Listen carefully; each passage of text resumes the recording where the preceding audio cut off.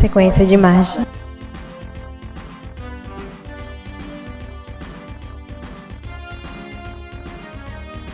Sequência de margem do plenário do Tribunal de Justiça do Amapá, do Regional Eleitoral do Amapá e seus magistrados.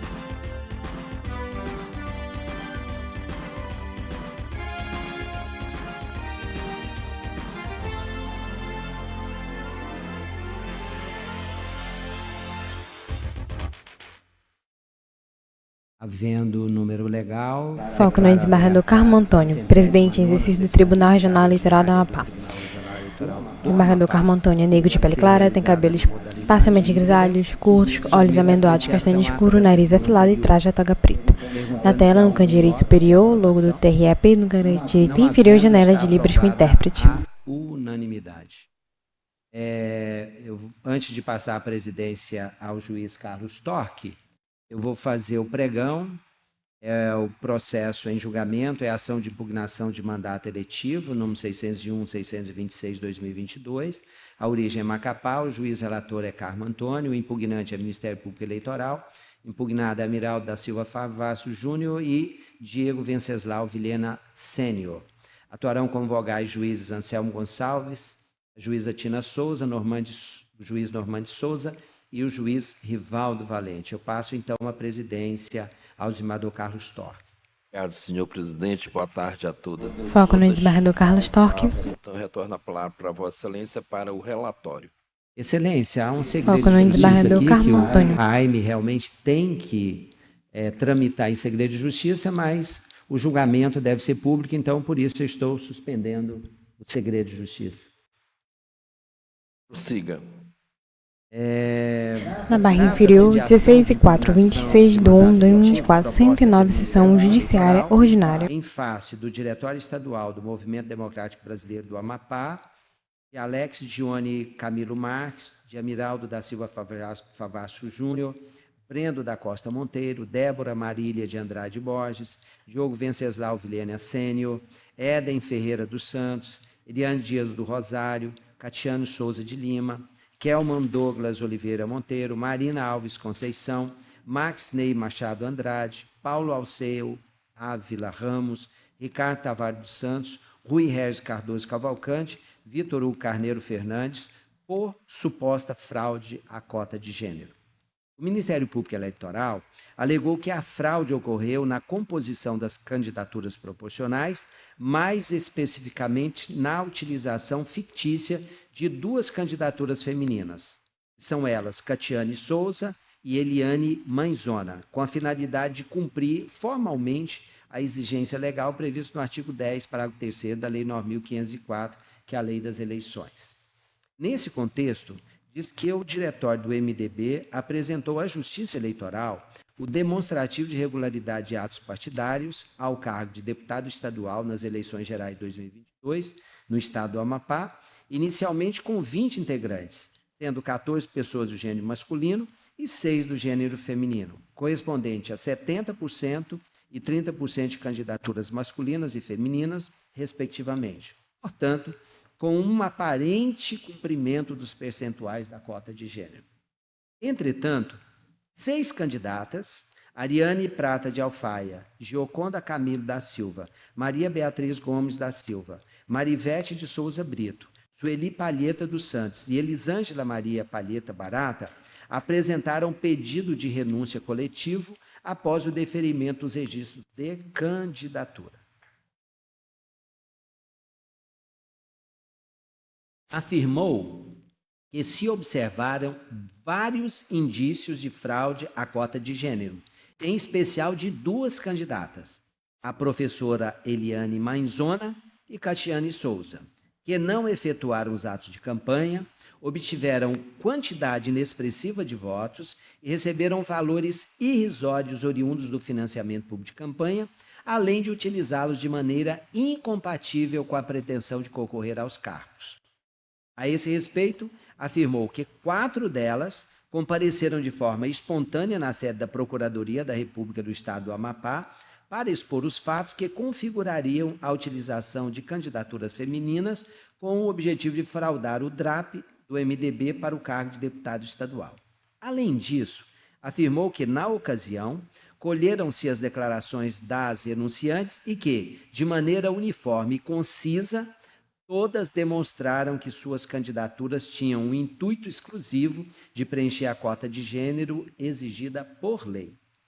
Ademais, afirmou também que todos os renunciantes declararam não terem recebido quaisquer valores do Fundo Especial de Financiamento de Campanha ou fundo partidário. Afirmou que a renunciante Marivete Brito declarou que, ao ser convidada para compor o DRAP do MDB-AP, garantiu-se que todas as candidatas receberiam os recursos necessários para financiar as suas campanhas e que a ausência desses recursos era de conhecimento das lideranças locais da agremiação partidária, a exemplo do deputado federal Acácio Favacho, mesmo não sendo o presidente do diretório à época. O órgão ministerial transcreveu as declarações das renunciantes Ariane Prata, Gioconda da Silva e Sueli Palheta, as quais declararam que, ao questionar quanto e quando receberiam os recursos, eram informadas que o deputado federal Acácio Favacho seria o responsável por realizar os repassos, mas não fez. Além disso, a renunciante Ariane Prata teria afirmado que, ao questionar o presidente do MDB, à época Gilvan Borges, este teria informado que os recursos haviam sido depositados em sua totalidade na conta do deputado e não da conta do partido. Afirmou que a renunciante Gioconda da Silva declarou que, em conjunto com as demais candidatas que participaram da oitiva, reuniu-se com o assessor de Acácio Favacho e que este teria afirmado que iria, abro aspas, jogar um valor simbólico às candidatas.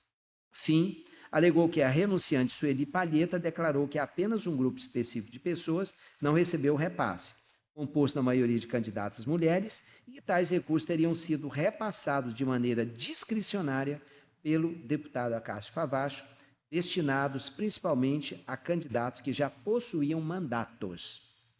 Outro ponto central das alegações do Ministério Público Eleitoral é o desempenho eleitoral abaixo do esperado para uma candidatura legítima.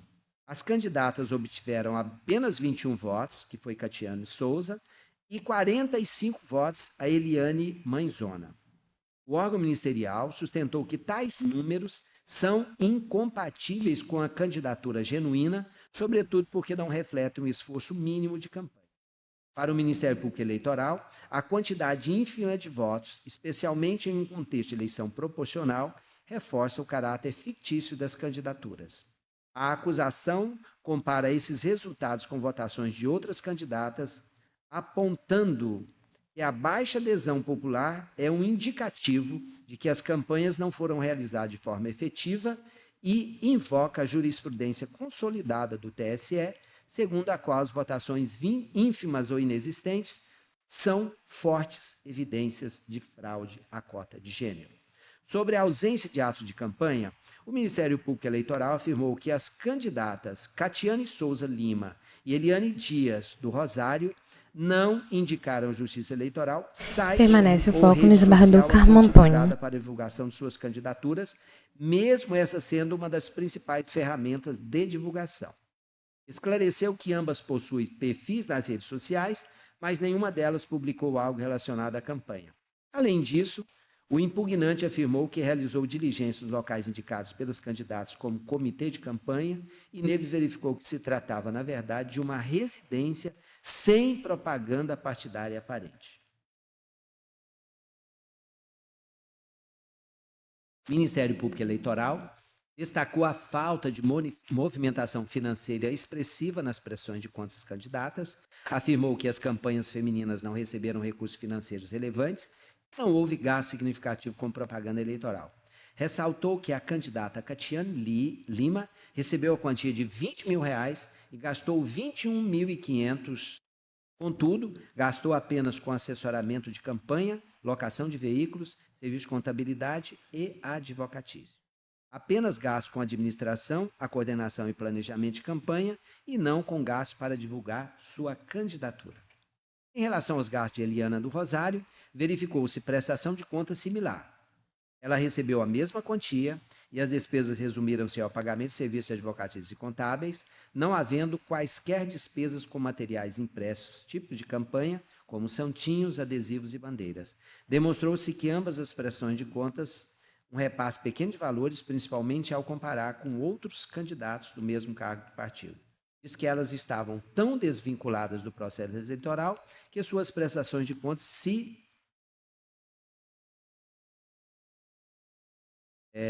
iniciaram de forma automática por esse tribunal.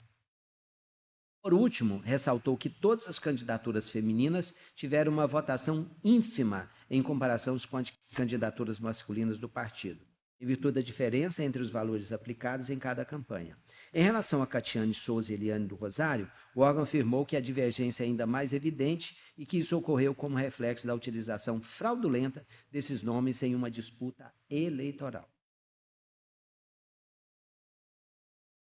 Ao final, pediu o reconhecimento da fraude para desconstituir o DRAP do partido MDB-AP para o cargo de deputado estadual Amapá e a cassação dos diplomas eventualmente expedidos. Anexou a petição inicial ao DRAP do partido, os registros e diversos outros documentos. O investigado Diogo Venceslau Vilhena Sênior apresentou contestação. Ela afirmou que a prestação de contas das candidatas do gênero feminino revela gasto significativo com as candidaturas. Em relação à quantidade inexpressiva de votos, afirmou que as candidatas obtiveram votações maiores que as de alguns candidatos do gênero masculino, sem que essas últimas tenham sido apontadas como fraudulentas pelo Ministério Público. Salientou que, diante da renúncia das candidatas, o MDB somente tornou pública a possibilidade de substituição das candidatas em 19 de nove de 22. Portanto, as candidatas substitutas tiveram apenas 17 dias para realizar os atos de campanha. Ressaltou que a candidata Maria Cristina formalizou o pedido de candidatura em 27 de 7 de 22 e realizou gastos de mais de R$70 mil. Todavia, teve votação praticamente idêntica à da candidata, que iniciou os atos de campanha somente em 14 de 9 de 22. Afirmou que a renúncia coletiva das candidatas não ocorreu pelo caráter fictício das candidaturas, mas por divergências internas do MDB-AP, em virtude de discordância da agremiação em apoiar uma candidatura a governador. Além disso, afirmou que a votação das candidatas Eliane Manzona e Catiane Souza não podem ser consideradas ínfimas, em virtude do curto período que tiveram para divulgar suas candidaturas. Diz que não há padronização de prestação de contas, uma vez que as candidatas contrataram pessoas e serviços diversos para suas campanhas. Ressaltando que Catiane Souza demonstrou um efetivo gasto com atividade de militância e mobilização de rua. Por último, afirmou que a inicial não revela qualquer atuação comissiva do diretório estadual, que demonstre uma atuação em conjunto com a candidata a fim de violar a lei. Ao final, requereu a improcedência do pedido.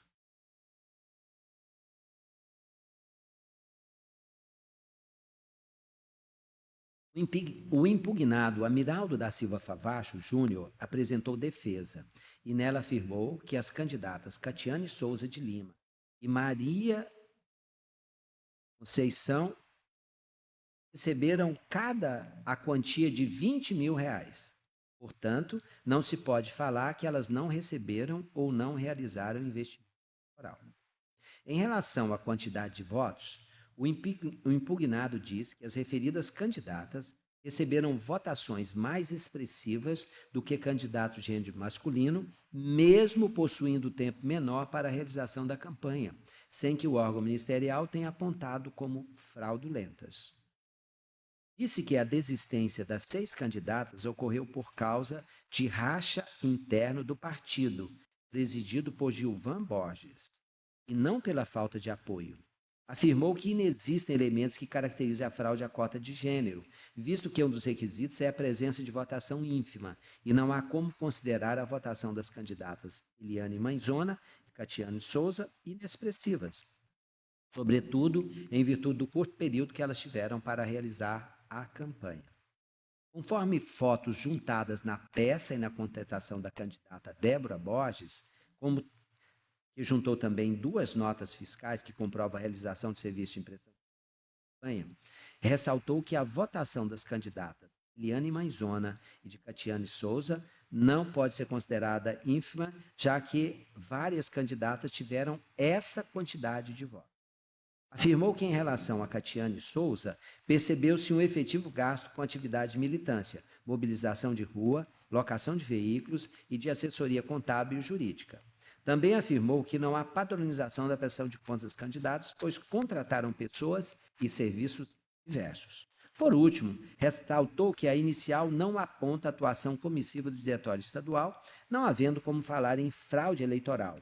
E na incerteza da efetiva fraude, deve prevalecer o princípio indúbio pro sufrágio. Ao final, requereu a improcedência da ação. Além da procuração, anexou outros documentos.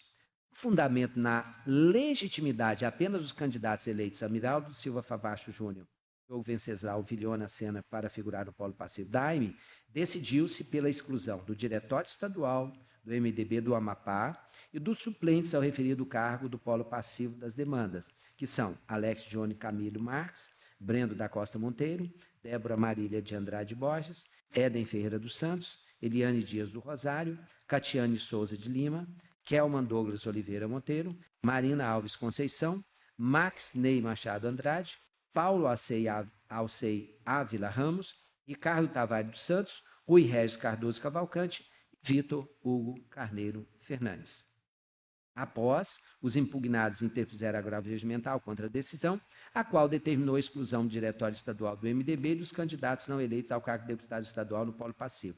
Todavia, decidiu-se pelo não conhecimento dos recursos, com fundamento na irrecorribilidade das decisões interlocutárias na seara eleitoral e na possibilidade de enfrentamento da matéria por ocasião do julgamento de demanda como preliminar. Em seguida, deferiu-se a juntada das documentações, aberta a instrução, realizou-se a oitiva das testemunhas. Em alegações finais, o impugnado Diogo Sênior repetiu os argumentos apresentados na contestação em relação à ausência de votação zerada ou inexpressiva, da inexistência de prestação de conta zerada ou padronizada, da renúncia coletiva e da presença de atos de campanha, como também afirmou que a prova testemunhal pode demonstrar que as candidatas Catiane Souza e professora Eliane Manzona realizaram atos de campanha.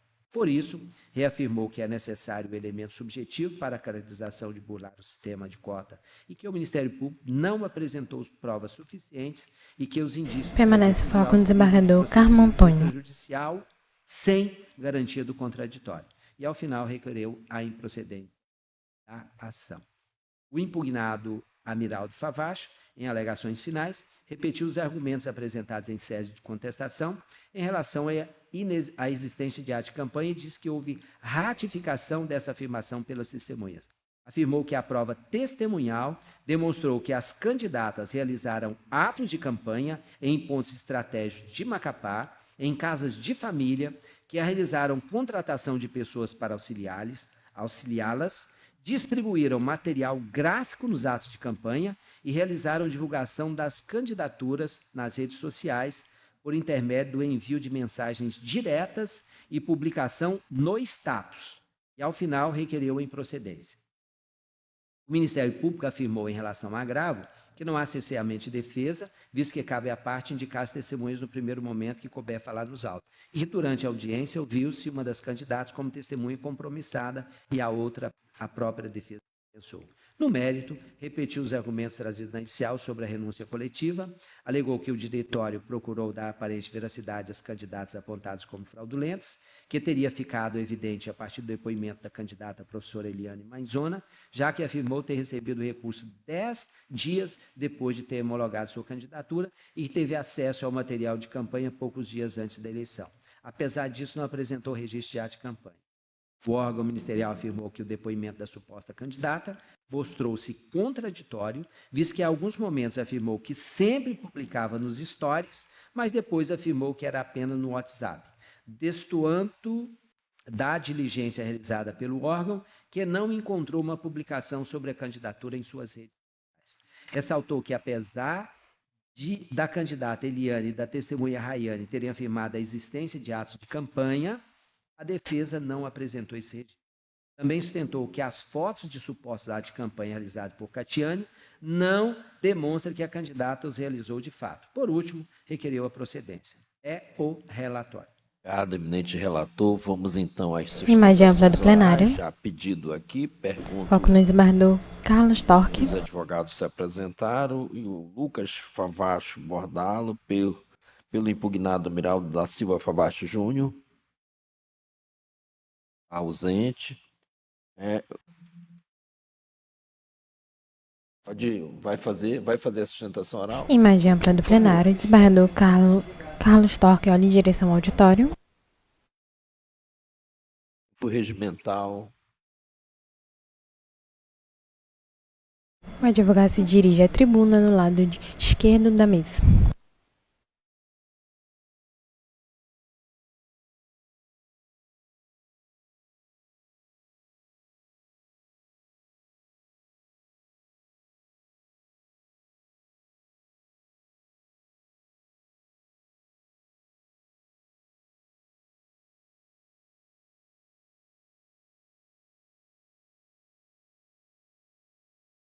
Permanece imagem ampla do plenário. Excelência, boa tarde aos demais componentes. Agora foco no advogado. Representante do MP, aos servidores e a todos Advogado. os que nos acompanham na data de hoje. Refletindo, excelências. O advogado é branco, de cabelos castanhos claros, lisos, curtos. Usa óculos de armação escura e traje de toga preta sobre terno azul escuro, camisa branca e gravata preta. Sobre a tribuna, papéis. Como a cassação dos diplomas outrora expedidos aos deputados eleitos. Tudo por conta de suposta burla à regra das cotas de gênero, eis que o partido, em tese, teria lançado mão de candidaturas femininas fictícias. A tese autoral apresenta como elementos a desistência de 6 candidatas, a suposta inexistência de atos de campanha e a ausência de gastos eleitorais relevantes, estes últimos 2 casos, no que concerne às candidaturas femininas registradas a posteriori, portanto, as candidatas que se fizeram substituir.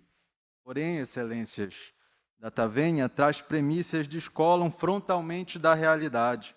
Acerca da desistência, essa ocorreu em verdade por um fato específico e que fora amplamente noticiado na imprensa local. As candidatas faziam parte de um grupo político que decidiu sair do partido por razões de cunho pessoal. Por isso, retiraram suas candidaturas. Não teve nenhuma relação com falta de apoio e com falta de transferência de recursos, portanto. Tão fortes fossem as evidências desses fatos, o Ministério Público teria colhido os depoimentos delas em juízo, sobre o crivo do contraditório e não feito somente de forma unilateral. No que concerne às candidatas substituídas, apontou-se os casos das senhoras Catiane Souza e Eliane Dias do Rosário como elucidativos de suposta fraude. Porém, analisando a realidade, verifica-se que as campanhas ocorreram de forma efetiva. No entanto, antes de apontar tal fato, cabe mencionar o verbete sumular número 73 do TSE, que aponta os requisitos para que ocorra a suposta fraude de gênero, ora aqui lançada. Teria de ocorrer, portanto, votação zerada ou inexpressiva, prestação de contas zerada ou padronizada, ou ausência de movimentação financeira relevante, além da ausência de atos efetivos de campanha e divulgação ou promoção da candidatura de terceiros. Nenhum desses elementos pode ser verificado nos autos. Sobre a votação recebida pelas candidatas, esta não pode ser de forma alguma ser considerada zerada ou inexpressiva. Foram recebidos, como muito bem dito pelo desembargador Carmo, 21 e 45 votos em um período reduzido de campanha. Quando registradas as candidaturas, grande parte do eleitorado já tinha suas preferências definidas. Não se pode olhar os números de forma fria, excelências, desacompanhados do contexto em que se deram. Como muito bem apontado, 2 candidatos do gênero masculino compuseram o DRAP, tiveram mais tempo de campanha e obtiveram votação menor que das candidatas Eliane e Catiane, sem que em relação a eles fosse apontada qualquer fraude. Em caso similar, julgando inclusive uma AIME, essa corte entendeu votações até menores que da candidata Eliane e similares à da senhora Catiane não poderiam ser consideradas inexpressivas. O julgado de relatoria do juiz Rivaldo Valente veio ao plenário no último dia 20 de maio do presente ano e fora destacado na peça de alegações finais e nos memoriais enviados para o gabinete de Vossas Excelências com antecedência. Em igual sentido, o TSE, em julgado de relatoria do ministro Benedito Gonçalves, ratificou a presente tese, defendendo que, em casos relacionados a descumprimento de cota de gênero, essencial se faz uma análise do contexto fático, uma vez que nem todo insucesso nas urnas pode ser caracterizado como fraude. Abre aspas, é imprescindível o cuidadoso exame de cada caso para assentar a efetiva ocorrência do ilícito, sob pena de se concluir que todo indeferimento de registro, falta de prática de atos de campanha ou votação zerada caracterizaria a fraude, o que não se revela proporcional, fecha aspas. No presente caso, sequer houve, excelências, insucesso, teve-se a melhor votação possível diante do tempo de campanha do qual as candidatas dispuseram, que, como foi dito, foi um tempo reduzido, ainda que não tenha ocorrido o sucesso pleno no pleito. Além disso, houve significativo investimento do MDB estadual nas candidaturas femininas, dispondo de recursos significativos. Vejamos, por exemplo, que a candidata Débora Amarília recebeu quase R$32 mil, a candidata Marina Alves da Conceição recebeu quase R$52 mil e as candidatas Catiane Souza de Lima e Eliane receberam juntas mais de R$40 mil. Se somados os números em comentos, chega-se à conclusão de que em apenas 3 candidaturas, essas de valores maiores, foram investidos mais de R$100 mil, conta que não pode ser considerada ínfima, nem desprezada. Verificando, excelências, o Divulgacand, demonstra-se a autonomia das candidatas para escolherem como investir os recursos recebidos. Enquanto a senhora Catiane despendeu valor razoável em aluguel de veículos, a senhora Débora não fez.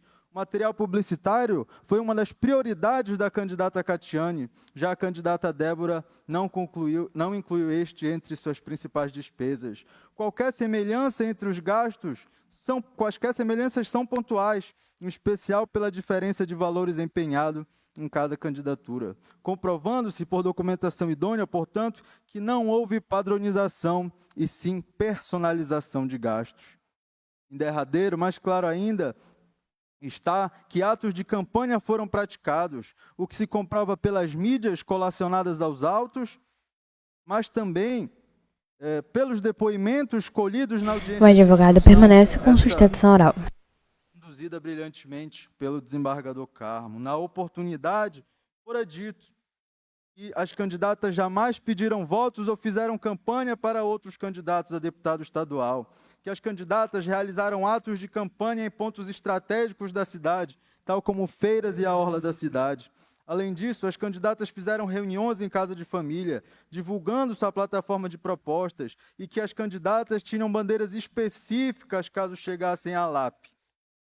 As candidatas contrataram pessoas para as auxiliarem, que às candidatas foram fornecidos recursos financeiros e que estes foram empregados na contratação de apoiadores, aquisição e distribuição de material gráfico. O material gráfico, e fora dito isso especificamente, fora distribuído nos atos de campanha, sem prejuízo dos atos realizados nas redes sociais, em especial o Facebook, Instagram e o WhatsApp. Além do mais, quando questionada, a testemunha disse que lembra-se com exatidão do nome da urna da candidata, do material gráfico, do número dessa e até da vestimenta por ela usada na foto da urna. Diante desse contexto, é pouco crível que os atos de campanha não tenham sido realizados. Defender tal realidade, excelências, data vênia, seria fechar os olhos para as provas produzidas nos autos, bem como para a realidade dos fatos. Além disso, prosperando a tese de fraude, se estaria a contrariar frontalmente a jurisprudência sedimentada do TSE, o próprio entendimento dessa corte de relatoria do juiz Rivaldo e as provas colacionadas aos autos. Logo, pugnando-se pela previsibilidade e pela segurança jurídica, requer-se que a solução outrora dada por essa corte repita nesse caso, em especial pela similaridade fática e jurídica entre os julgados. Por fim, a improcedência da ação deve ocorrer também em homenagem ao indúbio pró-sufrágio, uma vez que, havendo dúvida acerca da efetiva ocorrência do concílio fraudes, ou seja, a intenção efetiva da agremiação de fraudar a cota de gênero, preservado deve ser o mandato parlamentar, em especial por esse ser a manifestação expressa do povo. Nesse sentido, destaca-se trecho de julgado do TSE, novamente, desta vez de relatoria do ministro Mauro Campbell Marques. E assim dispõe: a incerteza acerca da efetiva intenção do partido em fraudar a cota de gênero faz prevalecer o postulado do indúbio pró-sufrágio, segundo o qual a expressão do voto popular merece ser prioritariamente tutelada pela Justiça Eleitoral, fecha aspas. Em suma, excelências, ainda que a atuação do MP eleitoral seja essencial para a lisura do procedimento democrático, do processo democrático, e que a legislação relativa à cota de gêneros represente avanço civilizatório inquestionável, a pretensão do parquê não merece prosperar aqui hoje, eis que no DAP do MDB não houve nenhuma candidatura fictícia, mas tão somente candidaturas efetivas. Nesse sentido, pugna-se pela improcedência da AIME e pela preservação dos diplomas expedidos em face dos candidatos que hoje representam o movimento democrático brasileiro na Assembleia Legislativa. São essas as colocações que eu gostaria de trazer à análise de Vossas Excelências. Muito obrigado pela atenção e um excelente trabalho a todos. Imagem ampla do plenário. Informa a Vossa Excelência que vamos ouvir em sustentação oral e ao colegiado. Foco no desembargador Carlos Torque. Doutor Daniel. Depois, o Ministério Público, e como o Ministério Público é parte, doutor Lucas e doutor Diego, vou retornar a Vossas Excelências para a réplica, para que a defesa fale por último. Houve uma quebra de procedimento aqui que a gente vai ajustar dessa forma, a fim de que a defesa não seja prejudicada. Ok? Então, Vossa Excelência pode voltar a falar depois do Ministério Público. Doutor Daniel, então, pelo tempo regimental de 15 minutos. Imagem ampla do plenário. A todos e a todas. Foco no advogado Daniel. Ele é branco, de cabelos castanhos escuros, curtos, curtiços na laterais. Usa óculos de armação escura e traje de toga preta. Desembargador Carmo Antônio. Juízes Rivaldo Valente, Anselmo Gonçalves, Normandes Souza, digníssima juíza doutora Tina Souza, doutora procuradora regional eleitoral, doutora Sara Cavalcante, meus cumprimentos. Queria cumprimentar também os serventuários dessa justiça, também o colega advogado que me sucedeu aqui, o doutor Lucas Bordalo, meus cumprimentos. Outros julgadores. Trata-se de ação de impugnação de mandato eletivo promovido pelo Ministério Público Eleitoral, na qual se busca a anulação do DRAP do MDB Amapá, assim como a cassação dos diplomas dos deputados estaduais Júnior Favacho e Diogo Sênior, sob a alegação de fraude à cota de gênero com a utilização de candidaturas fictícias femininas.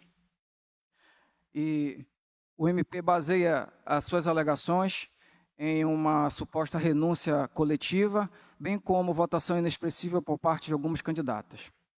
Pois bem, como é sabido, excelências, sabemos que o Tribunal Superior Eleitoral editou a súmula 73, na qual passou a disciplinar os requisitos caracterizadores da fraude à cota de gênero, qual seja a votação zerada ou inexpressiva, prestação de conta zerada, padronizada ou ausência de movimentação financeira relevante e, por último, a ausência de atos efetivos de campanha, divulgação e promoção de candidaturas de terceiros.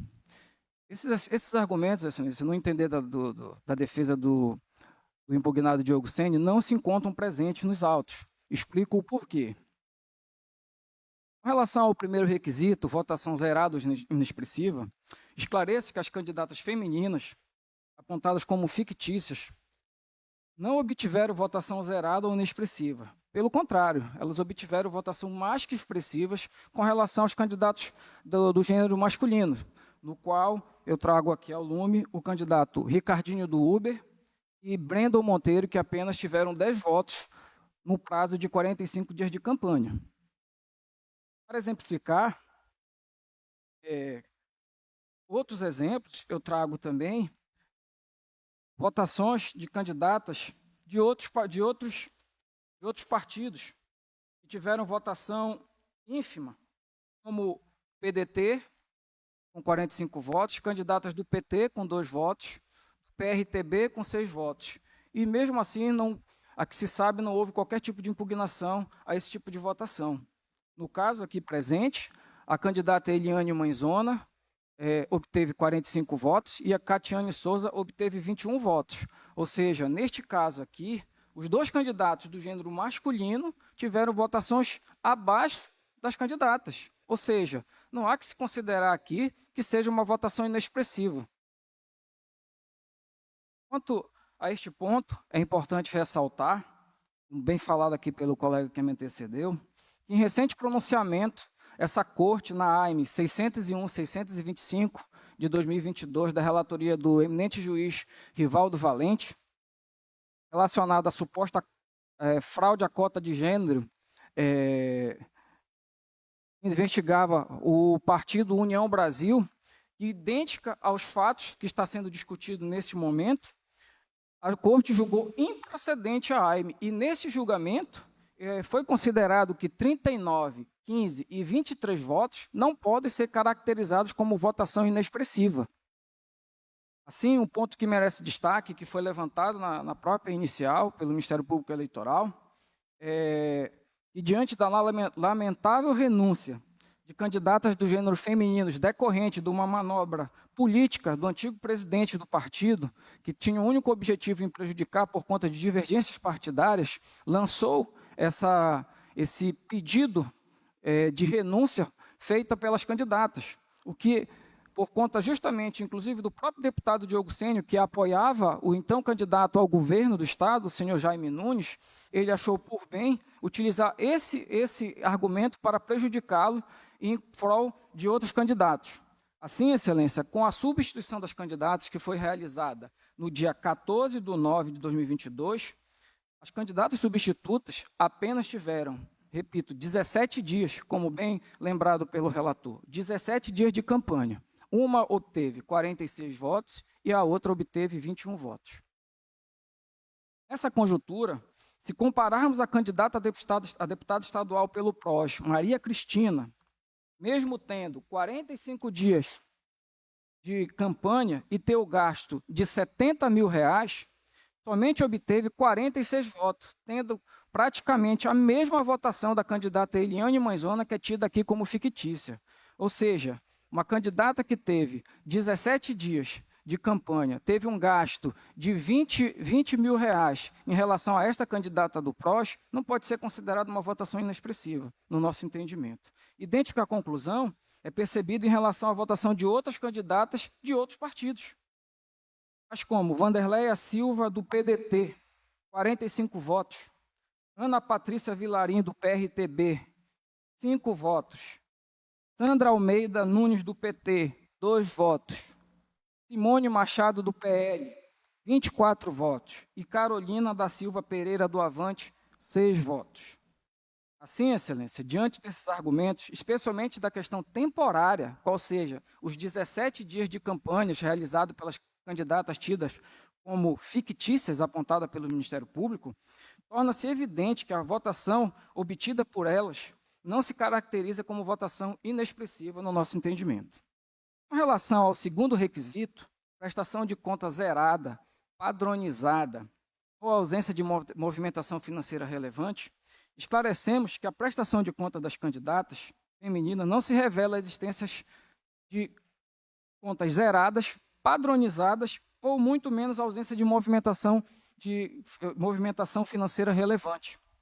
Ao contrário, as candidatas Catiane Souza e Eliane Manzona, somadas, tiveram gastos de R$ 41.500.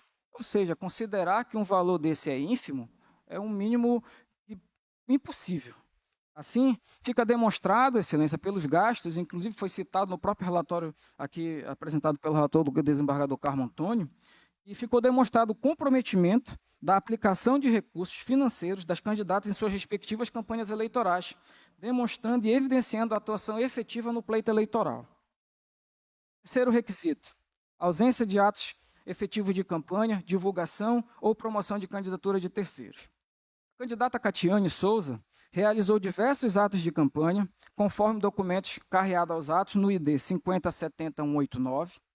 A candidata professora Eliane Manzoni, de igual modo, realizou diversos atos de campanha, e estes foram devidamente documentados nos autos, inclusive com veiculação perante as redes sociais.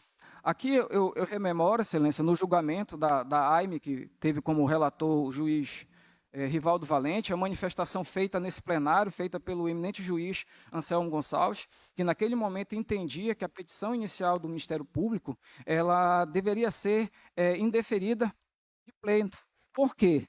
Ele entendia que naquele caso que o Ministério Público aponta aqui, que a ausência de atos de campanha nas redes sociais, não existe previsão legal obrigando candidatos a fazer esse tipo de campanha. Eu tiro como exemplo, Excelências, indígenas, candidatos do Oiapoque, de Pedra Branca do Amapari, de Serra do Navio, que não fazem campanha de redes sociais. Pelo contrário, a campanha que eles fazem é a famosa campanha do corpo a corpo. E pode ter acontecido aqui. E um fato memorável que o colega trouxe aqui à baila é justamente isso. 17 dias de campanha, praticamente o eleitorado já tem os seus candidatos de prestígio, que querem justamente ter como vencedores nas eleições. Ou seja, neste caso, as candidatas aqui, com apenas esse período pequeno de campanha, no nosso entender, tiveram com certeza votação expressiva neste caso. Ademais, a prova produzida na instrução processual revelou uma Com sustentação oral, advogado Daniel. Na instrução, ficou comprovado que as candidatas realizaram diversos atos de campanha. Assim, Excelência, o que se observa é que o Ministério Público, com todo respeito aqui à posição, não trouxe à baila qualquer prova em contrário. Pelo contrário, a defesa comprovou atos de campanha neste caso. Além desses argumentos, sequer é narrado, na peça inaugural, a atuação comissiva do Diretório Estadual do MDB Amapá, que demonstra o famoso concílio fraude, ou seja, a efetiva participação do partido em conluio com as candidatas com o objetivo de fraudar as eleições. Não trouxe. Portanto, Excelência, em conformidade com o que foi exposto, com o devido respeito à posição ministerial, o impugnado Diogo Venceslau de Vieira Sênior requer a improcedência da presente ação de impugnação de mandato eletivo, mantendo incólume os diplomas dos deputados estaduais Diogo Sênior e Júnior Favacho, assim como a regularidade do DRAP do MDB do Estado do Amapá. São os termos. Obrigado, Excelência, pela atenção. Muito obrigado, doutor Daniel. Imagem ampla do plenário. Manifestação do Ministério Público na condição de Foco no desembargador Carlos ação Storck. de impugnação de mandato eletivo. Senhora Procuradora. Obrigada, senhor presidente, excelentíssimo julgador. Foco na Procuradora Regional Eleitoral, doutora Sara Cavalcante. Ela é branca, de cabelos castanhos escuros, presos para trás. Usa leve maquiagem, sobrancelha bem desenhada, batom vermelho escuro e traje de toga preta. O Diretório Regional do MDB teve êxito em protagonizar, em um mesmo processo eleitoral, por 2 vezes, violação à política de cota de gêneros. E, embora tivesse sido bem tratado aqui pelos advogados, o segundo episódio, que diz respeito à substituição das candidatas que foram, primeiramente, renunciaram, eu gostaria de pedir a atenção de Vossas Excelências para os eventos que levaram a essa renúncia, porque eles são suficientemente gravíssimos para poder demonstrar que, desde o início, havia a intenção de fraudar as cotas de gênero. Eram 6 candidatas que constavam no DRAP. Durante 20 dias, estas candidatas percorreram as salas do diretório, buscaram reuniões, procuraram apoio político que lhe era de direito, tinham suas candidaturas homologadas já, e durante 20 dias, 20 cruciais dias, não houve sequer um apoio dado a estas candidaturas femininas. Esta é a realidade gravíssima que se tem, porque dentro de uma campanha política, os 20 primeiros dias são decisivos. E, no caso dos autos, nós temos provas suficientes de que essas candidatas buscaram o presidente do partido, o senhor Gilvan. E a eles questionaram a ausência de apoio de recursos financeiros que lhe eram devidos, e o presidente do partido informou que havia tido uma dificuldade com o trato dos recursos, que os recursos tinham sido direcionados para o deputado Favacho, o candidato Favacho, não para o diretório, que era ele que faria a distribuição. Uma situação dessas, por si só, já demonstra que há, no mínimo, aí uma discriminação indireta. Porque se ao longo de 20 dias não houve efetivamente o investimento sequer de R$1 na candidatura de todas essas candidatas, por qualquer razão que seja, no mínimo se tem uma situação de discriminação indireta, em que há uma norma aparentemente neutra, mas que gera posições assimétricas dentro da competição partidária, dentro da competição política. Então, isso é o mínimo que se tem no caso dos autos, mas há ainda uma situação muito mais grave. As candidatas foram buscar o assessor do deputado Favacho, e isso consta nos autos. O assessor do deputado Favacho lhes propôs que se, abre aspas, jogasse um valor simbólico para suas candidaturas. Excelências, jogar um valor simbólico? O que é isso se não fraude? Simbólico para quê? Simbólico para encobrir o quê? Isso é fraude, a cota de gênero. Inviabilizar as candidaturas femininas é um ato fraudulento. Só este episódio que gerou toda a renúncia coletiva, vejam só, excelências, a renúncia coletiva das 6 candidatas, 4 delas compareceram ao Ministério Público Eleitoral para poder pedir que se tomassem providências. Só essa situação já demonstra que o partido, de fato, criou uma situação de inviabilidade das candidaturas femininas. Todas as candidaturas que se seguiram, porque foram as 5 que foram substituídas, se deram na esteira dessa fraude que estava sendo praticada já pelo partido, já estava sendo praticada pelo partido. Estes primeiros eventos são suficientes, mas vamos adentrar no segundo episódio, porque o MDB conseguiu protagonizar também mais um episódio de fraude à cota de gênero. Este segundo episódio, nós temos 2 candidatas, 5 novas candidatas, e 2 delas, evidentemente, fictícias. Os advogados trazem aqui comparações que não são cabíveis, comparações numéricas que não são cabíveis. O fato de terem havido 2 candidatos que receberam 10 votos não faz com que a votação das candidatas que receberam 21 votos torne-se expressiva, ainda que tenha julgado desta corte em sentido contrário, porque o contexto dos autos mostra o oposto. Nós temos dentro do partido candidatos que receberam 4.880 votos, 7.072 votos, 5.823 votos. É nesse contexto que tem que se aferir se a votação é expressiva ou inexpressiva. Por quê? Porque é nesse contexto em que se verifica a relevância do apoio do partido. Quando um candidato que recebe 7.072 votos tem R$300 mil de recurso que lhe é endereçado logo no início da campanha, você consegue ver que o partido realmente levou a sério aquela candidatura, que aquela candidatura era competitiva. Diferentemente, é quando o partido inviabiliza por 20 dias uma candidatura, substitui depois de 20 dias a candidatura e libera recursos para as novas candidatas 10 dias após a homologação de sua candidatura. Excelências, 3 dias antes do pleito, essas candidatas tiveram acesso ao recurso. 3 dias. E foi a candidata fictícia que disse isso. 3 dias antes do pleito foi que ela pôde pegar o material de campanha dela. Como é que essa campanha é competitiva? Permanece o foco na procuradora eleitoral, doutora Sara Cavalcante. É fraudulenta. Em relação aos pontos que a súmula 73 traz do TSE, o Ministério Público pede que tudo isso seja analisado com o máximo cuidado, porque a súmula 73 do TSE não pretende, de forma nenhuma, trazer requisitos cumulativos para se evidenciar uma cota de gênero, uma política dessa natureza, dessa relevância. A súmula 73 vem no sentido de garantir proteções adicionais. Em que sentido? E é muito claro, ou alguns dos elementos que lá constam. Então, não há necessidade de haver, por exemplo, como foi dito aqui, uma prestação de campanhas padronizada. Não tem essa necessidade. Basta que se fique evidenciado, por exemplo, que não houve ato de campanha, porque não houve ato de campanha. As 2 candidatas fictícias não praticaram campanha se elas tiveram acesso a material gráfico 3 dias antes, e elas mesmas dizem isso. Como que elas vão realizar atos de campanha? Elas não trouxeram isso. Aí não tem material de publicidade, não tem site indicado à Justiça Eleitoral para fazer plataforma política, não tem divulgação em rede social. Elas tinham Instagram e não divulgaram. Elas tinham Instagram próprio e não divulgaram as suas candidaturas. E estão aqui a insistir que eram candidaturas verídicas. Ah, mas ninguém tem a obrigação de poder de fazer campanha política no Instagram, não. Também ninguém tem a obrigação de fazer passeata. A advogada em direção aos advogados no auditório. Você quer sair de casa? Não tem.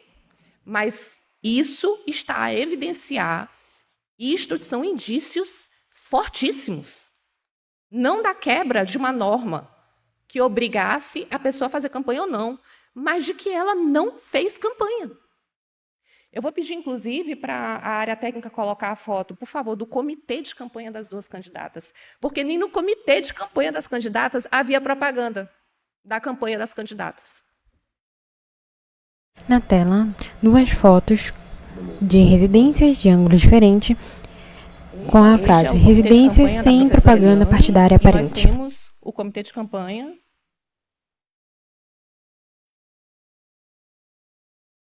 da Catiane. Outra foto, uma residência sem propaganda partidária aparente. Não se encontrou atos de propaganda política, a não ser os poucos que elas trouxeram aos autos, que são registros de fotos delas em campanhas com outros políticos, ou então com adesivo delas próprias. Não tem nada além disso. Esses são os atos de campanha, excelências, que foram realizados pelas candidatas fictícias do MDB. Tatiane recebeu 21 votos, professora Eliane recebeu 45. Foco na Procuradora Regional Eleitoral, doutora Sara Cavalcante. É importante que se discuta isso, porque me parece que a discussão é em torno da suficiência dos atos para se verificar se há uma realidade efetivamente real. Quando estamos a tratar de fraude, qualquer fraude que seja, o que se quer, aquele que quer fraudar, é criar um estado de aparências. Então, tudo será feito, mas tudo será feito na medida certa para se garantir que aquela realidade seja percebida de uma forma diferenciada.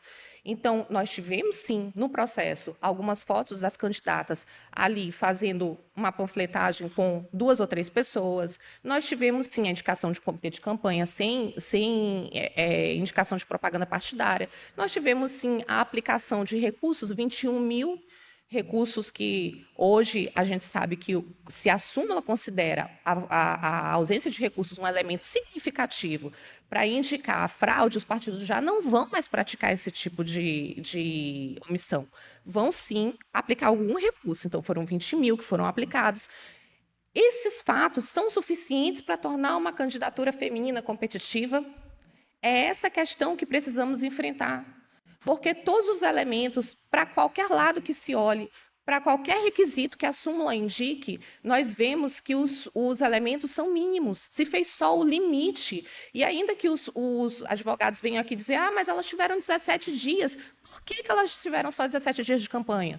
Porque o partido não deu o apoio necessário às primeiras candidatas. E não interessa que o partido venha a esta corte agora dizer que há divergências partidárias, que há conflitos políticos. Não se trata disso, se trata de cota de gênero, se trata de feminicídio, se trata de violência sexual, se trata disso, porque esses problemas, excelências, não vão ser resolvidos sem representatividade feminina. Esses problemas precisam ser endereçados com mulheres na política. Então, todos esses dados que dizem que de 2022 para 2023, 9% a mais de mulheres vivem em situação de violência doméstica no Brasil, tem relação com a falta de representatividade política que os partidos insistem em fazer. Desde 2014, uma política pública dessa natureza, até hoje nós não temos lideranças femininas. Excelências, considerando tudo o que já foi colocado, o Ministério Público pede que sejam analisados os dois eventos de forma separada, porque são dois eventos que, de forma separada, de forma atenta, porque um evento só já é suficiente para demonstrar que não havia nenhum interesse do diretório em garantir a candidatura dessas mulheres.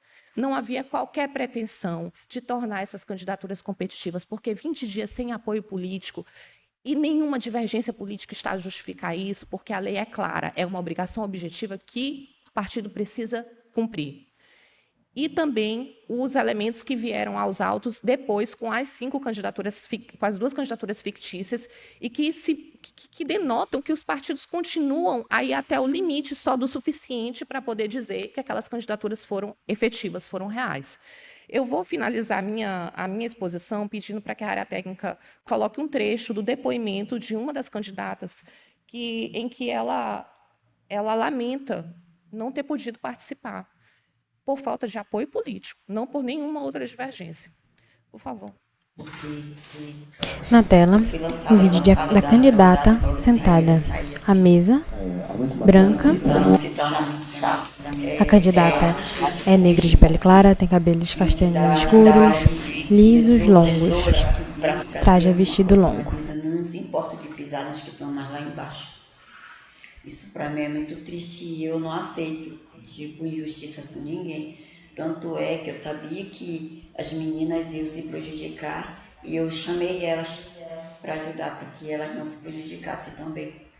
Porque eu saindo e deixando elas, eu sei que não ia me prejudicar, mas elas sim. Porque elas não entendiam nada, porque elas estão vindo de primeira. Então elas não sabem como era o trâmite todo. Então eu tive que fazer essa reunião para elas e colocar para elas o porquê que elas tinham saído como candidata e porquê que elas eram importantes na chave. Então eu tive que fazer isso. Mas daí eu perguntei para elas se elas queriam realmente... Na barra inferior, caso MDB. Marivete Brito, MPF. A vontade delas, né? Tipo, eu não obriguei ninguém a estar aqui comigo e nem a renunciar. Eu estou renunciando porque eu não teve recurso. Eu estou deixando bem claro isso, que não era da minha vontade, porque eu já vim como candidata, já participei, então minha vontade é seguir como candidata, mas infelizmente não tem como, porque eu não teve o recurso, que era de direito meu, né? Imagem ampla do plenário. Porque eu não tenho recurso, que era direito meu.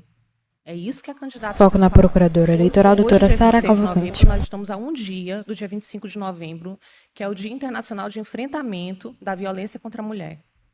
A violência de gênero, excelências, dentro do âmbito político, está diretamente relacionada à violência de gênero em todo o mundo. Essa é a manifestação. Obrigado, senhora procuradora. Imagem ampla do plenário. Foco no desembargador Carlos Torque. Em razão, naturalmente, da natureza da ação, a defesa deveria falar por último. Por um equívoco da presidência, começou. Então, vou permitir a ela o contraditório à manifestação ministerial. Doutor. Imagem ampla do plenário. O advogado Lucas se encontra na lateral esquerda, na tribuna.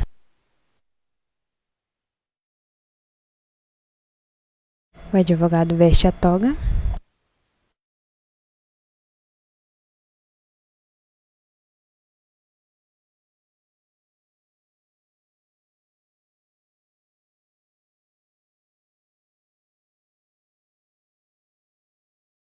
Seu tempo está contando. Eu posso registrar. Peço então para o doutor Daniel. Pois não, doutor Lucas, pode continuar. Obrigado, excelência. Assisti ali atentamente a exposição da doutora. Foco no advogado Lucas Favacho Bordalo. O advogado é branco, de cabelos castanhos claros, lisos, curtos. Usa óculos de armação escura, traje toga preta, sobre terno azul escuro, camisa branca e gravata preta. Sobre tribuna, papel e celular. Quem teve a oportunidade e produziu provas contundentes, na verdade, foi a defesa. Esse depoimento que finalizou a exposição da doutora, ele deveria ser feito na audiência de instrução. Essa candidata deveria ter sido arrolada como testemunha para que nós perguntássemos para que nós produzíssemos a prova sobre o contraditório, para que nós realmente tivéssemos ali a oportunidade de fazer com que essa tese fosse realmente explicitada da maneira correta. As alegações que foram colocadas ali no primeiro momento, de que os recursos teriam sido passados a um determinado ente partidário e que existiu falta de apoio, porque todos nós não tivemos a oportunidade de investigar.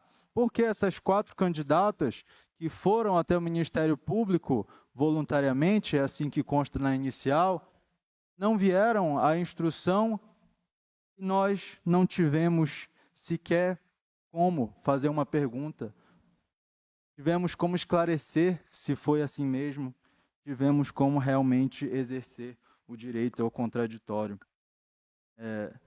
Afinal, alegações podem ser feitas, mas realmente uma prova produzida unilateralmente, ela não pode ser data venia, doutora, fundamental para que se chegue no resultado aqui nesse julgamento de hoje, em que pese o compromisso do partido, não só com as candidaturas femininas, mas com todas as candidaturas. Realmente, isso ocorreu pela preferência do eleitorado.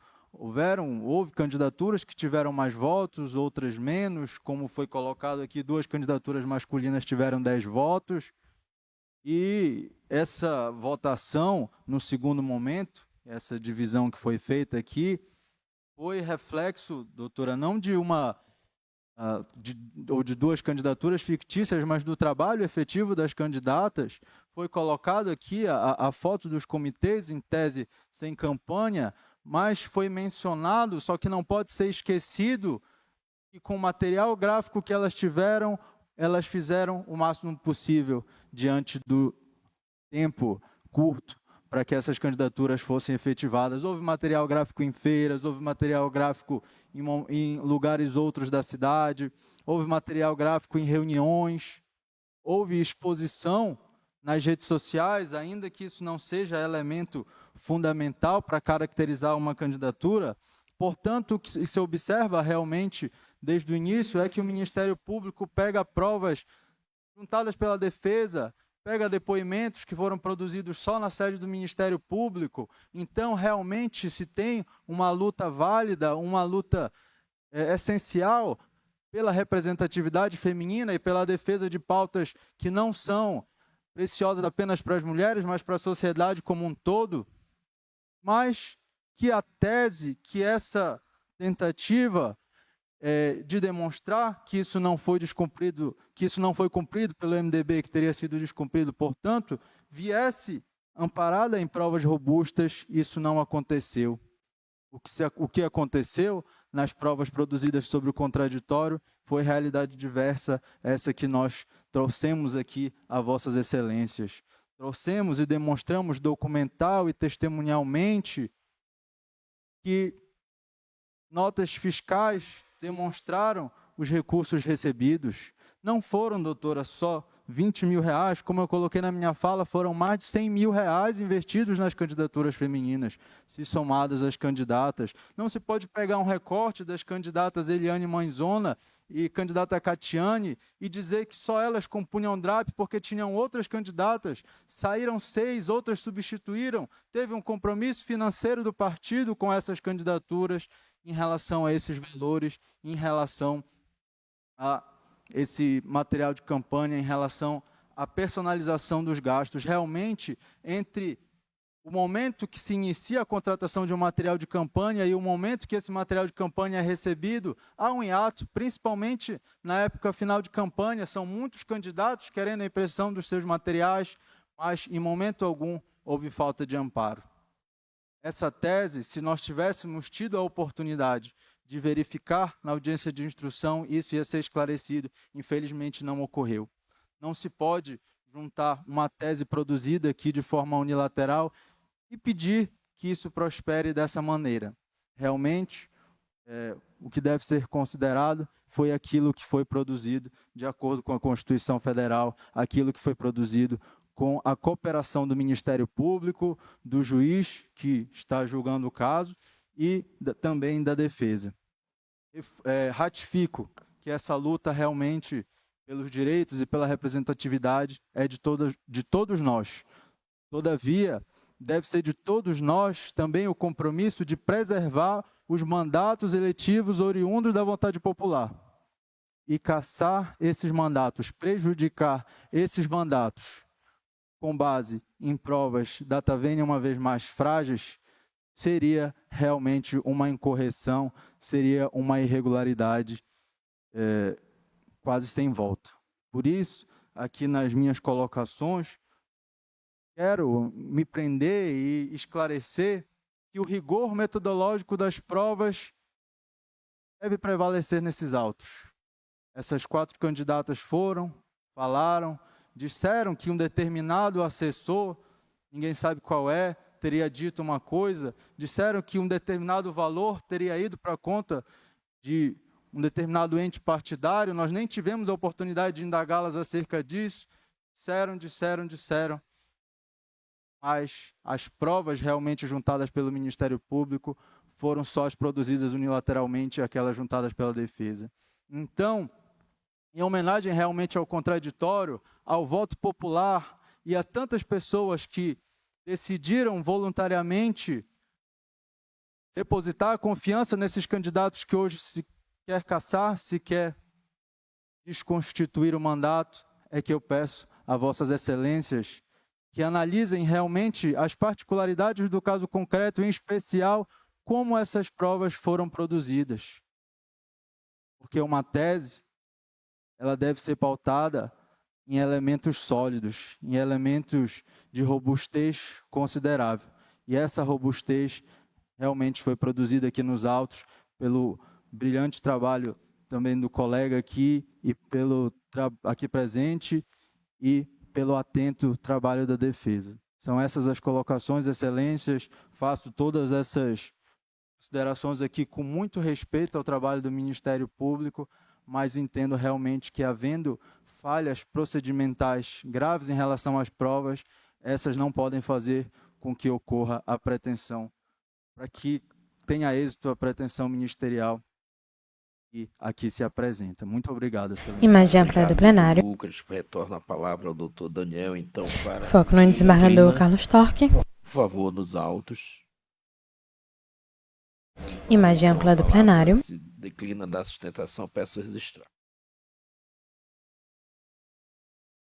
Declino da manifestação, até porque o doutor... Foco no advogado Daniel dos Santos Dias. Ponto a ponto aos argumentos do Ministério Público, só reiterando, excelência, a ausência Ele é branco, de cabelos castanhos escuros, curtos, cochichos laterais, usa óculos de armação escura e traz toga preta. Por conta dessa filmagem apresentada agora, na última, pela eminente procuradora, é que se destaca, excelência, a ausência do contraditório. Não trouxe, não arrolou testemunhas, não foi ouvida sobre o crivo do contraditório neste tribunal. Com esses argumentos, excelência, que se a defesa pede a improcedência da AIME, novamente, reiterando. Obrigado. Obrigado, doutor Daniel. E eu retorno, então, a palavra para o relator, para o conhecimento. Foco no desembargador Carlos Torque.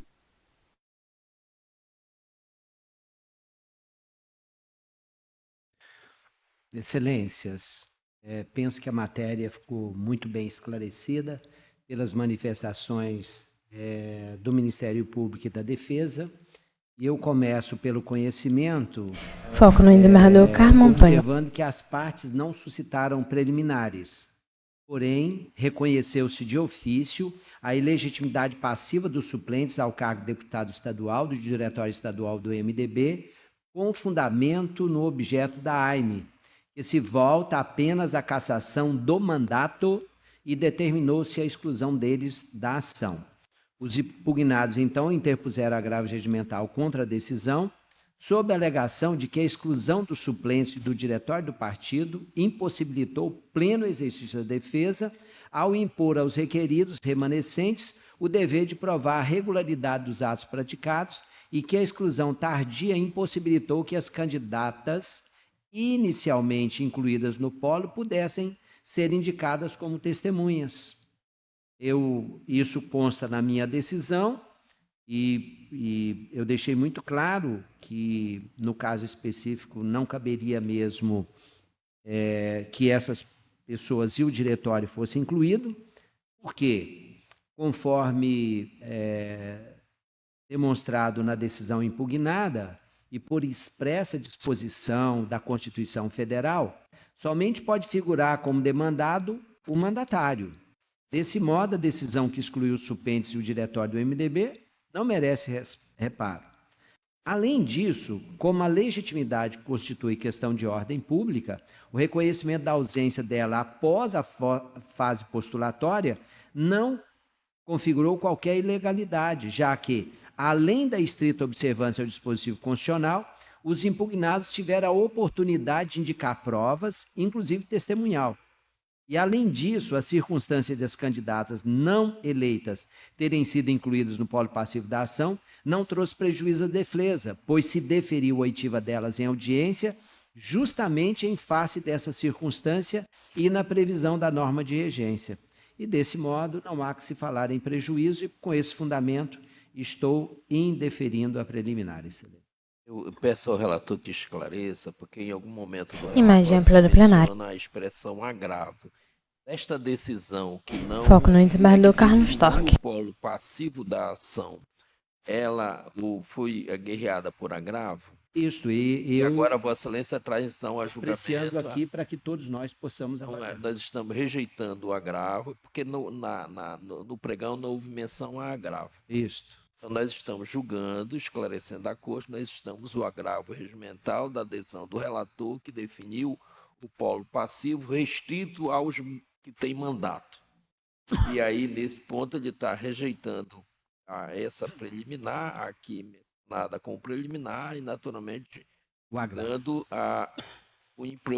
negando provimento ao agravo que guerreou sua decisão. Isso. Definido, portanto, o polo passivo, é claro que, se houver entendimento contrário da Corte, isso levaria a uma outra configuração, retorno à instrução, como alega os impugnados no agravo. Se está claro para todos, vou colher os votos.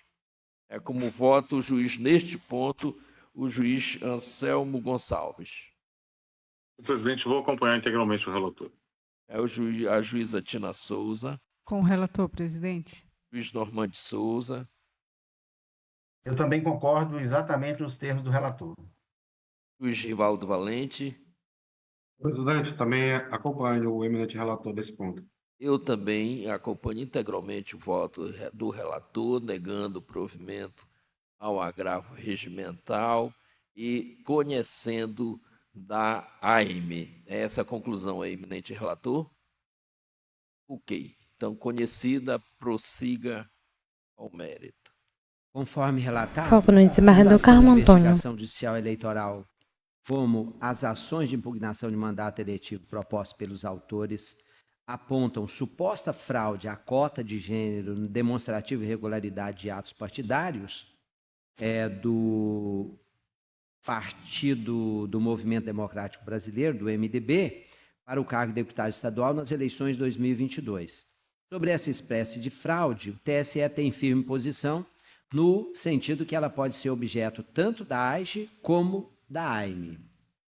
E a esse respeito é importante assentar de início que a regra de preenchimento mínimo de 30% a candidaturas de cada sexo, prevista no artigo 10, parágrafo 3º da Lei 9.504, visou impor aos partidos a efetiva participação de candidaturas femininas nos pleitos eleitorais e considerou que não basta a mera formalização do partido de registro de candidatura para que o cumprimento seja afirmativo. Nesse contexto, esse percentual deve ser observado tanto no momento da formalização do período de registro, como na data do pleito. E nessa linha, estabelece o artigo 16, parágrafo 4º da Resolução TSE 23.609/2019, com redação dada pela Resolução TSE 23.675/2021, que, abro aspas, o cálculo do percentual de candidaturas para cada gênero terá como base o número de candidaturas efetivamente requeridas pelo partido político ou pela federação, com a devida autorização da candidata ou do candidato, e deverá ser observado nos casos de vagas remanescentes ou de substituição.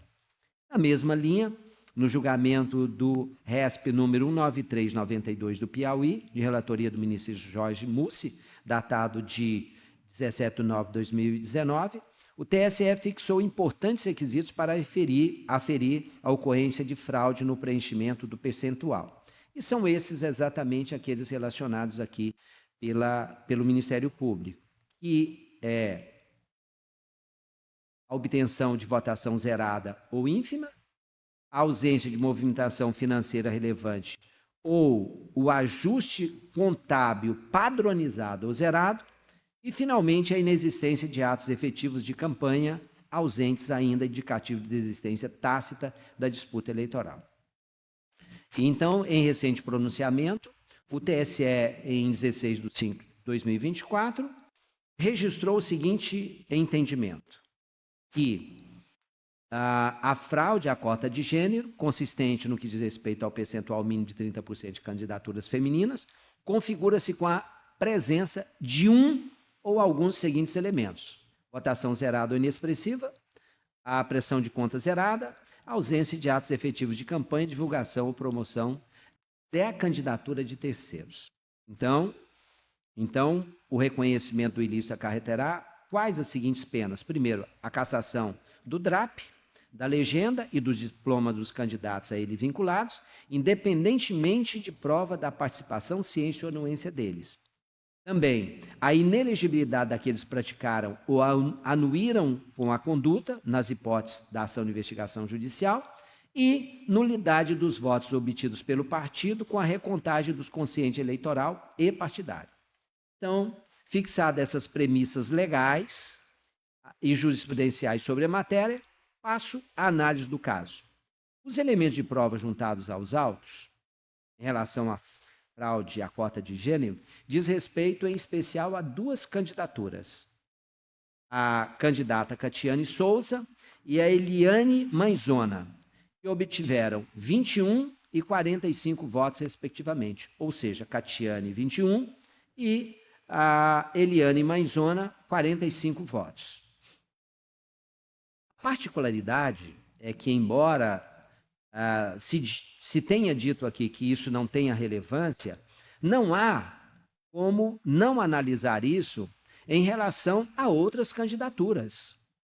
Evidentemente que não pode ser um ato isolado. Então, o que eu quero registrar é que 21 e 45, isso foi demonstrado aqui pela defesa no plenário, e isso pôde ser constatado durante a instrução processual, que diversos candidatos do gênero masculino, a mesma legenda, como Ricardinho do Uber e Brendo Moreira, obtiveram apenas 10 votos cada, sem que contra esses tenha havido qualquer alegação de fraude. Ademais, o TRE do Amapá, em julgamento de casos análogos, que foi inclusive citado aqui, no caso do DRAP ao cargo de deputado estadual pela União Brasil, considerou que as candidaturas das mulheres que receberam 15 e 23 votos não poderiam ser consideradas fictícias. Isso foi relatado pelo juiz Rivaldo Valente. Portanto, por similitude fática, não é possível concluir na situação dos autos que as votações dessas candidatas sejam inexpressivas a ponto de invalidar a candidatura delas. Além disso, elas realizaram atos de campanha, como bandeiradas, visitas domiciliares e panfletagem, conforme comprovado nos autos por meio de fotografias e testemunhos. Isso estão nos IDs aí relatados no meu voto, que está disponibilizado para os colegas. Além disso, as candidatas comprovaram as despesas com propaganda eleitoral, com a juntada de notas fiscais, que estão nos IDs 511, 2750, 511, 2751, e dos extratos bancários que estão juntados aos autos também, com IDs 511, 2752 e 511, 2753. No curso da instrução processual, as testemunhas negaram a existência de qualquer fraude à cota de gênero. Nesse sentido, a testemunha Rayane, que participou da campanha de Eliane Manzona, relatou a participação ativa da candidata em bandeiradas e reuniões em diversos bairros de Macapá, incluindo a Orla do Perpétuo Socorro, Jardim Felicidade e Santa Inês.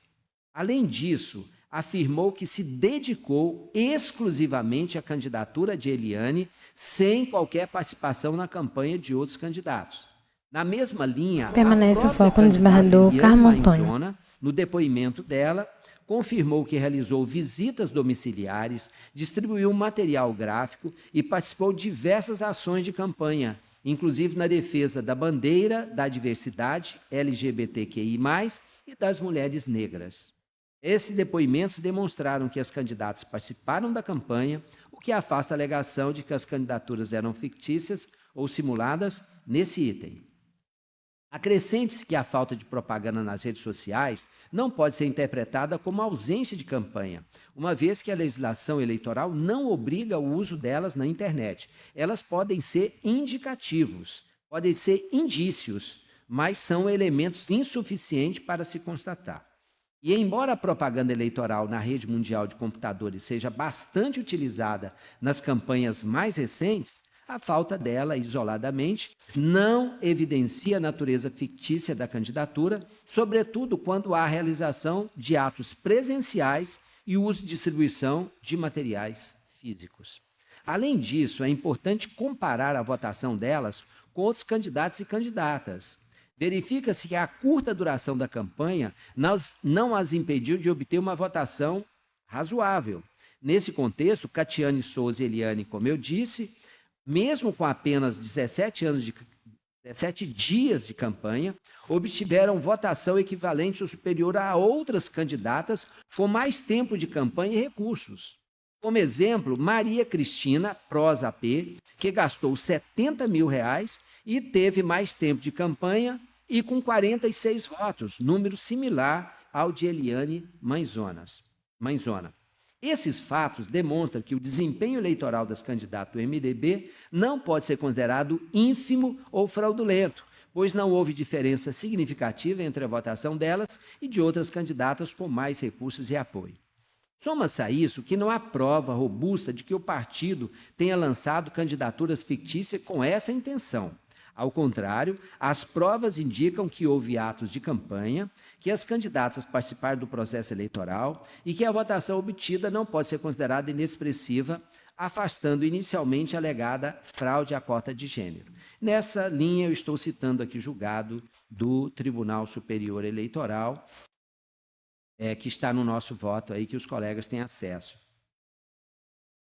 Conforme assentado no precedente citado, além da prática de ato de campanha e da inexpressiva votação das candidatas, as provas dos autos não conduzem ao juízo de certeza sobre alegado ilícito. Desse modo, na linha do precedente julgado, deve-se, em tais casos, prestigiar o princípio indúbio pró-sufrágio, a fim de que o Poder Judiciário preserve a máxima expressão do voto e da soberania popular. Então, diante do exposto, sobretudo por não terem sido demonstrados os requisitos da configuração da alegada fraude à cota de gênero, previsto na súmula 73 do TSE, voto pela improcedência da ação de impugnação de mandato eletivo, mantendo a validade dos mandatos eleitos e a regularidade do DRAP da chapa proporcional do MDB Amapá. Este é o meu voto. Foco no desembargador Carlos Torque.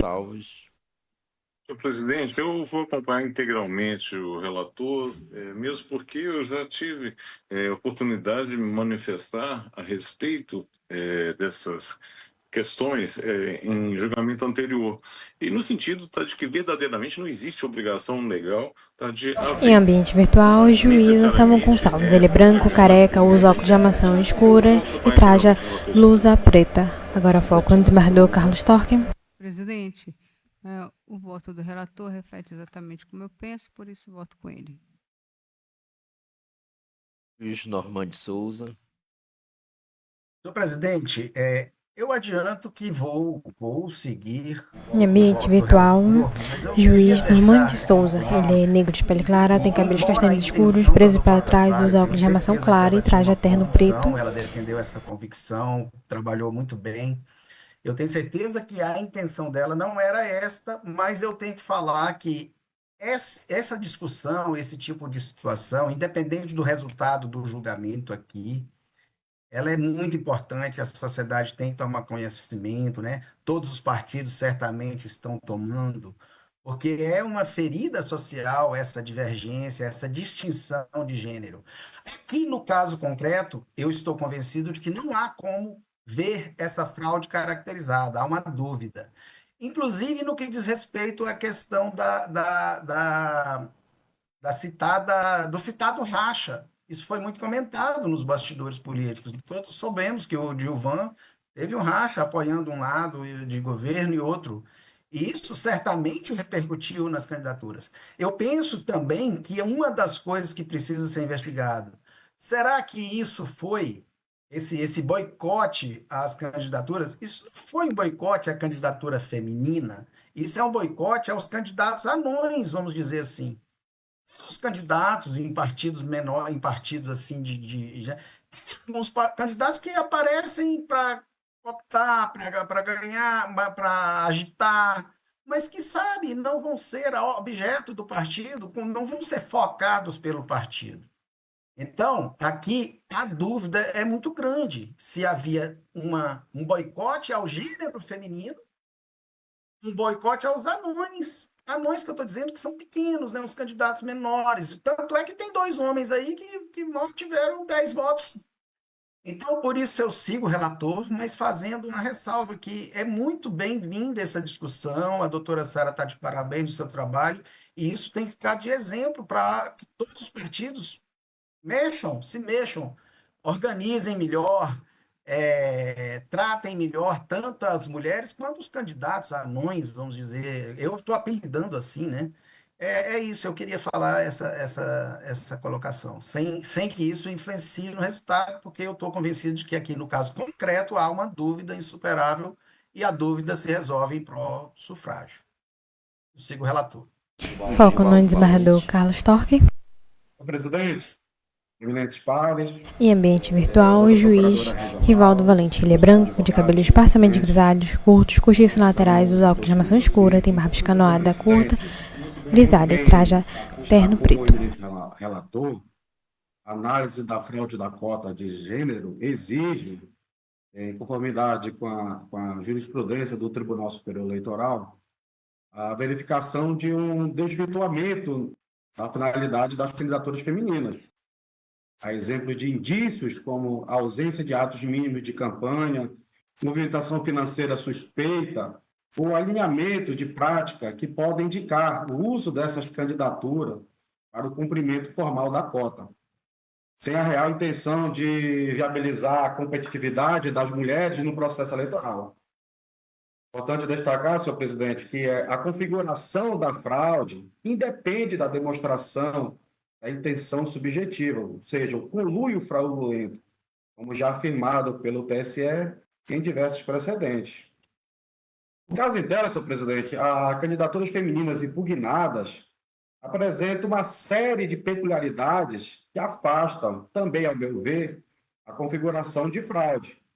Inicialmente, verifica-se que, embora tenham recebido votações consideradas baixas, o número não pode ser interpretado isoladamente como ínfimos para configurar a nulidade. De acordo com a jurisprudência do TSE, como no RESP 0600-560 do Maranhão, o critério quantitativo, baixa votação, não é, por si só, suficiente para caracterizar a fraude, sendo necessário analisar o contexto e a atuação das candidatas no curso da campanha.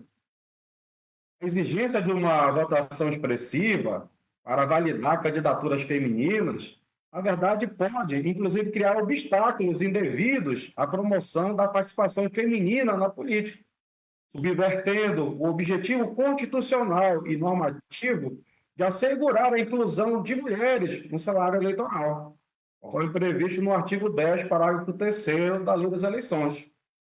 A análise, portanto, deve priorizar o critério qualitativo, verificando, por exemplo, se foram realizados atos de campanha ou se houve recebimento e destinação de recursos públicos compatíveis com a aprovação das candidaturas.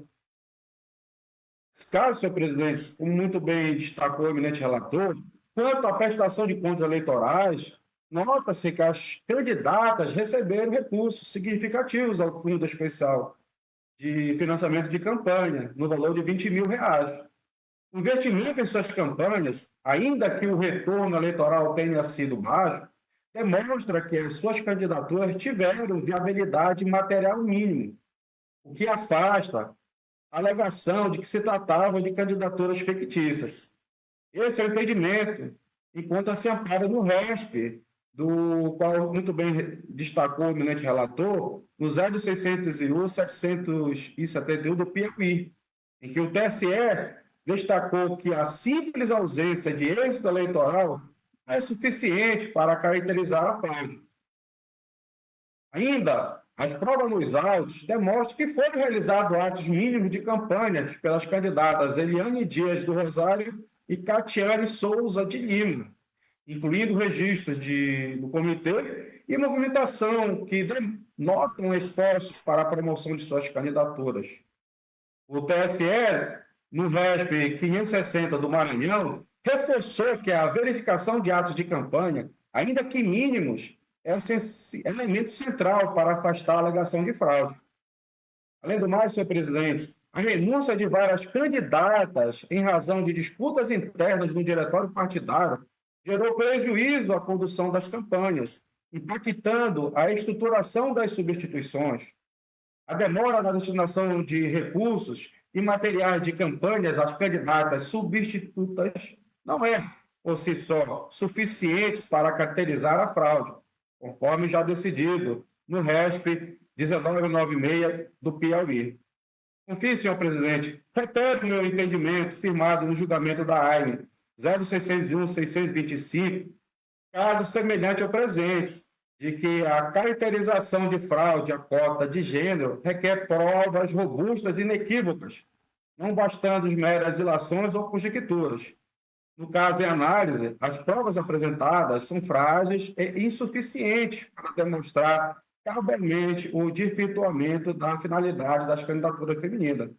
Mas, senhor presidente, diante disso, eu acompanho o brilhante voto do eminente relator para votar também pela improcedência da AINE. Como voto? Eu estou em dúvida com relação ao primeiro ponto, e que envolve a causa de pedir a instrução e a consequência Foco no desembargador Carlos Torque, mencionado pelo Ministério Público. Então, para verificar esses pontos aí, a repercussão envolvendo causa de pedir a instrução e a consequência, se efetivamente o primeiro evento repercutiu na cota do gênero e havia a caracterizar a eventual fraude, a par dos pontos já relevantes trazidos pelo relator, eu vou pedir vista e proclamo parcial resultado. O Pleno do Tribunal Regional Eleitoral negou provimento ao agravo regimental, conhecendo da ação de impugnação de mandato eletivo e, no mérito, após o voto do relator, julgando-a improcedente, no que foi acompanhado pelos juízes Anselmo Gonçalves, juiz Atina Souza, Norma de Souza e Rivaldo Valente, o juiz Carlos Torque pediu vista. Pediu vista. Concluído o julgamento, retorna à presidência ao desembargador Carmo Antônio. Imagem ampla do plenário. Foco no desembargador Carmo Antônio. Eu pergunto se há algum processo mais para julgamento. Não havendo, eu declaro encerrada essa sessão, agradecendo a presença de todas e de todos. Imagem ampla do plenário.